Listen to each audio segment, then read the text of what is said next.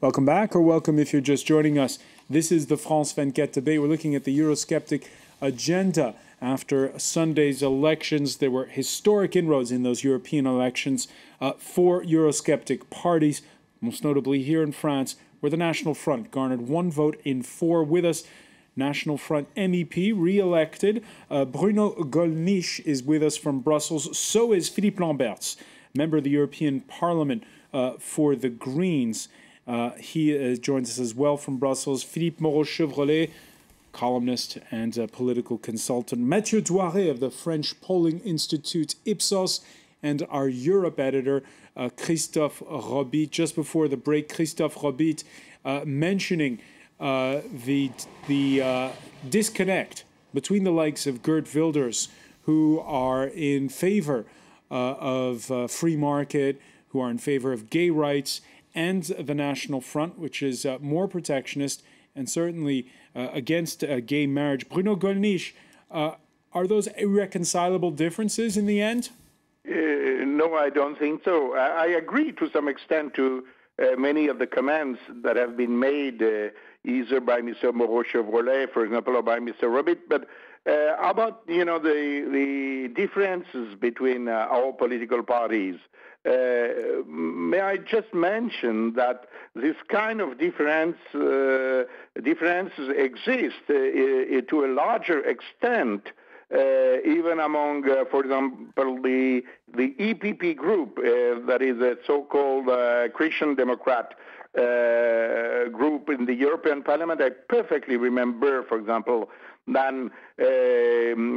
members elected from Scandinavian countries had a completely different approach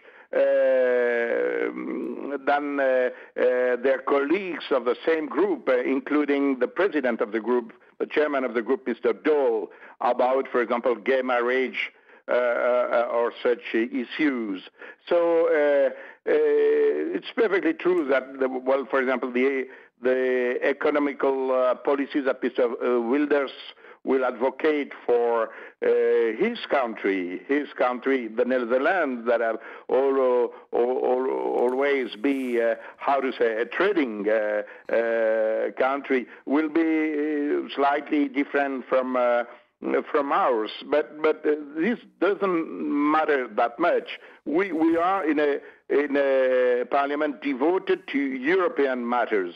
And I think there is a large uprising in Europe against what I would call Euro-globalism. That is, this kind of approach that this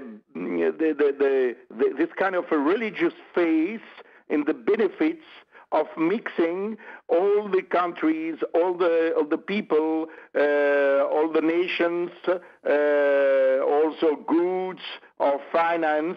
And that was proposed to the people of Europe as if it would bring them prosperity, happiness, and they came to realize that it is prosperity and happiness for a for some happy few, but not for the benefit of the people. Mathieu Douaret, do you agree that it can be a big tent, that voting bloc, the way Bruno Gollnisch described it? Yeah, I agree that not only the far right, but also the center right and center left are big tents, far too big from a certain point of view. And I think the major consensus, in particular among Eurosceptics, is that the position which could be summarized that there is no alternative, the new TINA, held by Mrs. Merkel and Mr. Juncker, will probably help them ally and garner a quite big coalition on some occasions. And I think it will be very difficult for Mrs. Merkel and Mr. Juncker to go on saying there is no alternative without explaining, while you know that, in fact, there is no consensus either among the center-right and the center-left. All right. Another reaction coming in. I look at the reactions to the European elections and see a lot of people who need to talk to their grandparents. I guess a reference there to World War II. By the way, on Tuesday, the German finance minister, Wolfgang Schäuble, told a forum on Europe that the outcome in Europe's second biggest economy, France, was a reality check for everyone in Europe, not only our friends in France. He characterized the National Front in the strongest terms possible. What mistakes have we made? That a quarter of the electors voted for a absolute, not a right-wing party, but for a fascist extremist party. That is a disaster. Bruno Gollnisch, are you a fascist extremist party? Well, I think this kind of a silly insults is exactly the kind of thing that make people voting for us when they see mainstream parties, mainstream leaders using this kind of demonization to hide their own failure. People get angry, even people who do not share our views, our opinions. So I think that there is no other comment to make about on this point. Philippe Lamberts, your thoughts on this?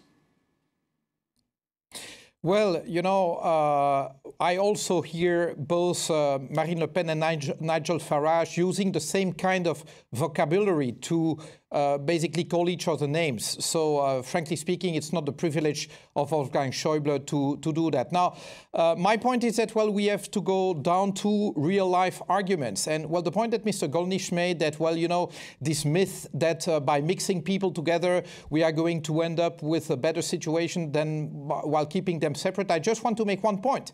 Let's look at France, let's look at Belgium, let's look at Germany. These are all diverse countries. I mean, there's no such thing as the standard German or the standard French or the standard Belgian or the standard Flemish. We are all living in diverse societies. Now, the real question is, how do we leverage that diversity to our advantage rather than actually to push one side of society or one part of society against the other? Because this is not the way we are going to find solutions for the 21st century. I just want to remind people that Europeans all together represent today 7% of the global population, and we are headed towards 5% of the global population. Do we really believe in our right mind that we will mean anything, that we will retain any form of sovereignty, that is, any form of ability to determine our future when we split people and basically mount people once against the other? I do not believe that this is really a credible alternative. So I may share many criticisms about the way Europe functions today and about the way inequality is rising in Europe. I can really share not only the criticisms, but the anger of many people against that trend. Now, the answer to that trend cannot be just, let's forget about Europe, let's find some scapegoats, and let's retreat behind borders, and let's build basically walls thick and high. This is not a way to solve the situation. And I prefer not to call the Front National and their friends names, but to confront them argument against argument, fact against fiction. And this is really the line that we Greens are going to take. All right, a couple of one reaction coming in on Facebook. Matthias saying Europe had lived a short liberal spring since the 60s. Now it's ending, the continent turning back to its historical conservatism. And I think it brings up an important question which has been on people's minds. I guess Philippe Moreau-Chevrolet, one of the few really pro-European issues that was mentioned during the campaign. Most issues were national issues that were mentioned here in France. And that is this negotiations that are going on between Europe and the United States for a free trade agreement. Yes, it wasn't the untold story, but that made a lot of damages on the left, especially this treaty. And the transatlantic treaty was something we couldn't really talk about, but everyone was talking about in the rank and files of the left. Do you think that the idea of a free trade agreement between Europe and the United States scares the voters? Yes, it scared the voters on the left, at least, and of course of the Front National. But it made also damages on the left in the rank and files, because it was something we couldn't really talk about. And it was something that people were wondering about. Will we lose our sovereignty and the food we will eat, the cars we will buy? Will there be less regulations regarding food safety or car safety? Are we going to be swallowed by the US after we've been swallowed by the European Union? And really what we need is to address the question of how do we want Europe to function?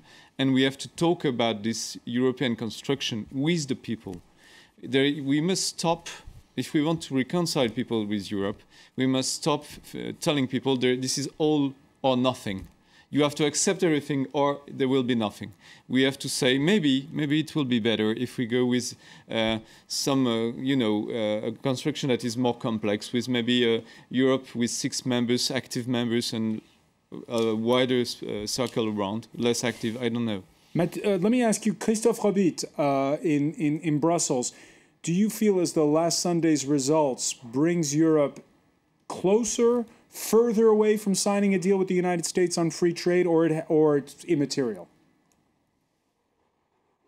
It's difficult to say, because I think that even within the different political groups, you could see a lot of divisions before the campaign. It's true that maybe the timing was a bit unfortunate, and that's one of the biggest mistakes of Europe, is that there is no storytelling. And I quite agree with the other guests. It's all very good to tell Europeans we must sign this free trade agreement, but if you don't explain why, people can't really make up their minds. And it's true that there are a lot of worrying elements about this potential free trade agreement.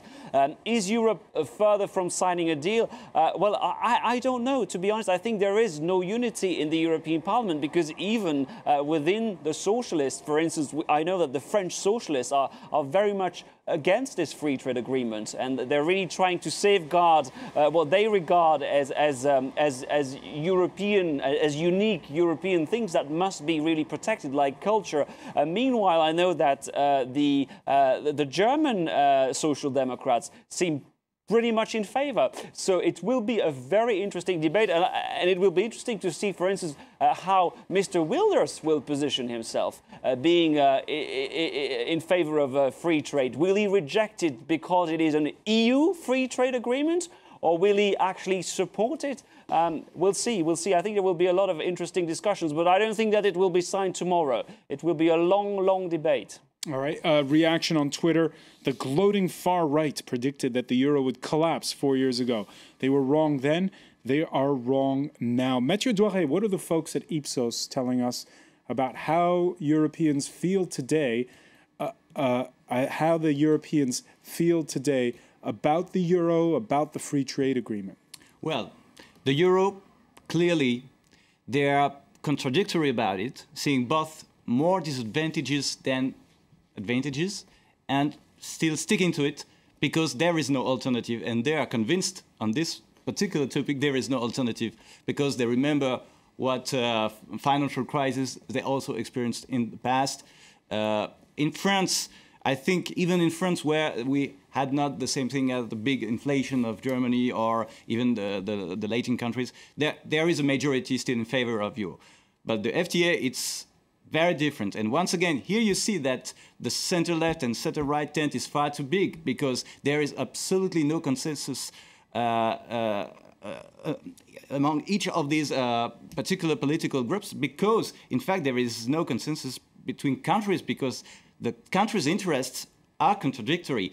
Germans are mainly exporters and French importers, and you can't escape this reality, whether you're a socialist or a liberal or Christian Democrat, whatever, that doesn't really matter.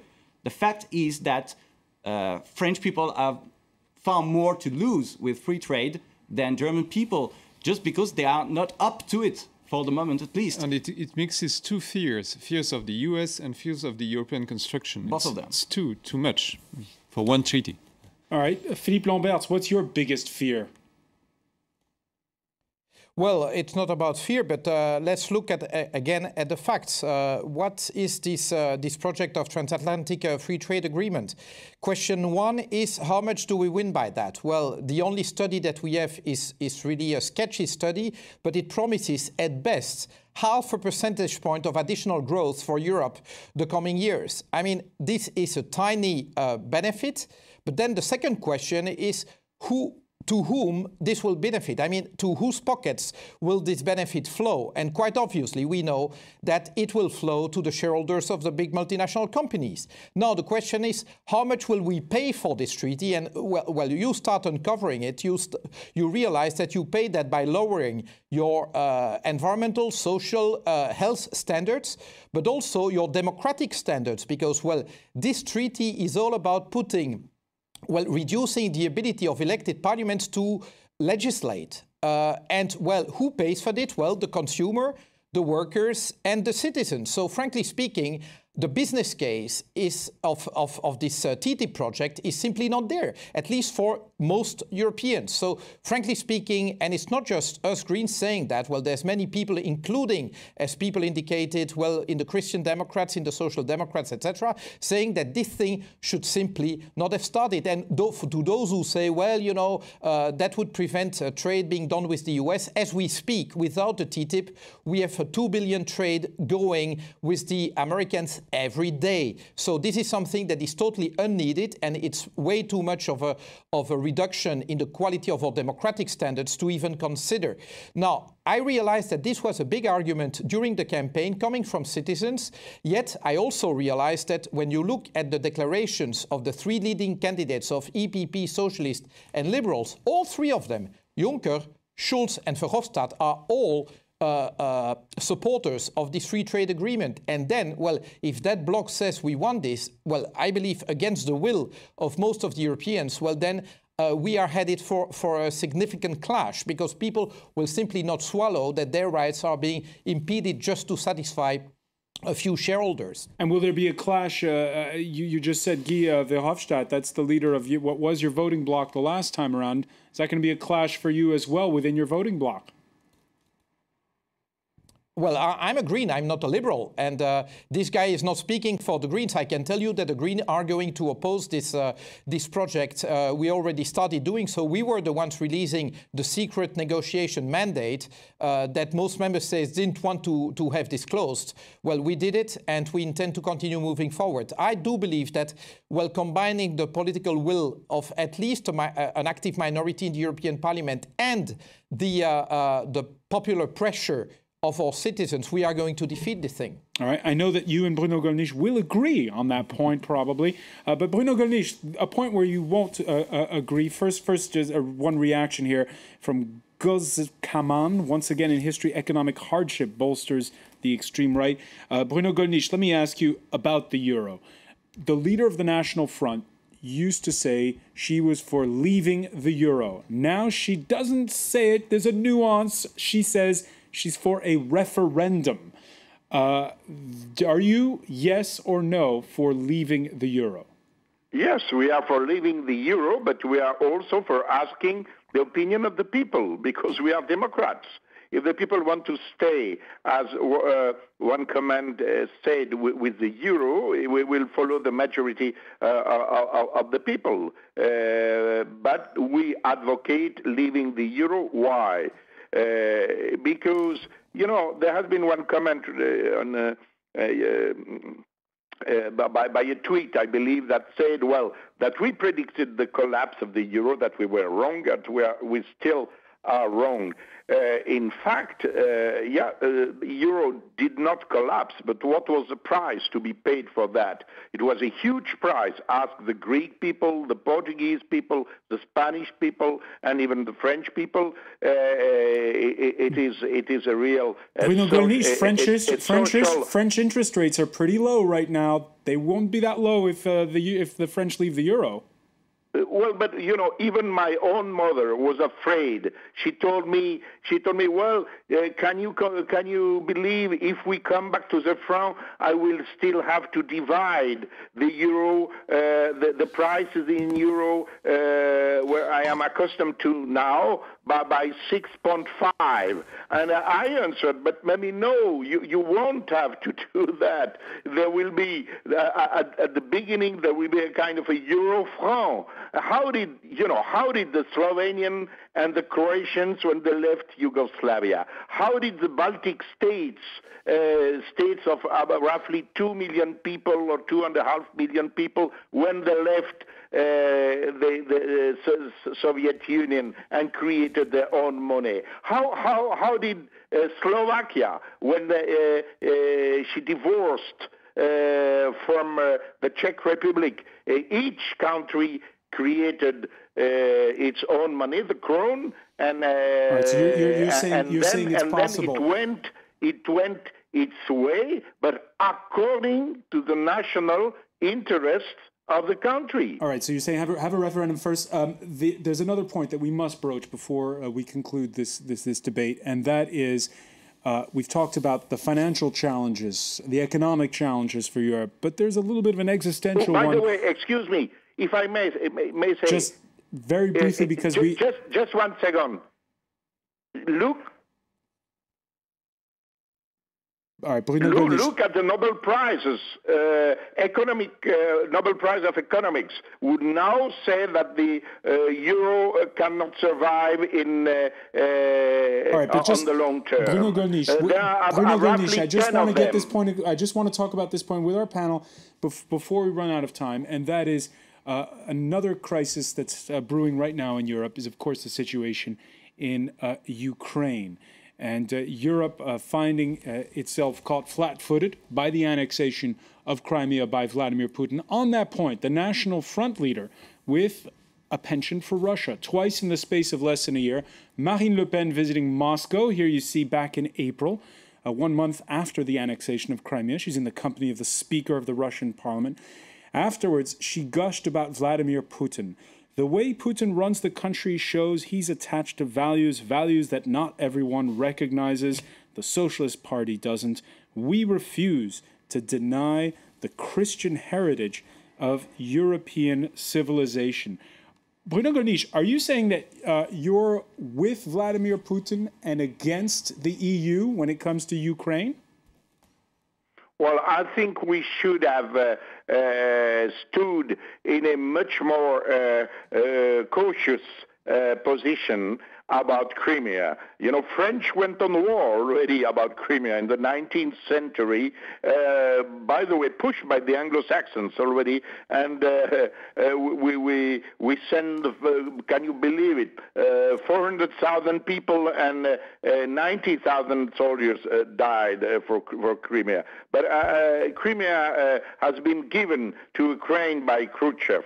It's beyond doubt that the people of Crimea wanted to join back Russia. And the problem about international law is that what Putin said, he said that he was doing with Crimea what we did with Kosovo against Serbia. And it's very difficult to answer. Philippe Lamberts, your thoughts on this? Well, if Putin's Russia is really the dream that is pursued by the Front National and their friends, well, frankly speaking, I say no thanks. I much prefer Europe with all its imperfections than totalitarian Russia. Now, that said, regarding the change of borders by coup or by force, this is not something that we are condoning. We didn't condone it for Kosovo. We didn't condone it for Crimea. Well, if we are to redraw borders in Europe, it should be a democratic and orderly process. And indeed, well, we have again to recognize the diversity. I would agree that Ukraine is a diverse country, as diverse as France can be. And there are people speaking Russian and there are people speaking Ukrainian, and there's really diversity in the country. And that diversity has to be recognized. I do not believe that the right way to solve that is to basically draw lines where on this side of the line you're Russian, on that side of the line you are Ukrainian, because, well, again, societies are diverse. What we do not want is to live again Yugoslavia-like scenario. Populations are mixed, and the answer to a mixed situation is not to draw lines. And this is why we deplore the situation. That said, if we want to be respected as Europeans, well, we should be able to apply pressure. And what I do see is that the only pressure that Europeans have been able to wage so far is basically making this sort of blacklist of powerful Russians. Well, I'm not sure that this impresses Putin very much. Are we prepared to take economic sanctions that would affect France with its warships not being sold to Russia?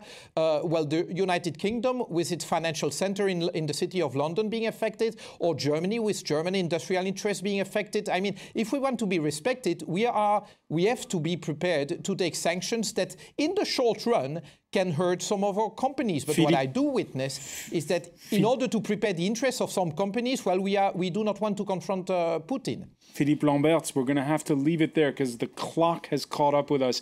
I want to thank you. I want to thank Bruno Gollnisch. I want to thank Christophe Robit for joining us from Brussels. Mathieu Douaret, Philippe Moreau-Chevrolet. Thank you for being with us here in the France 24 debate.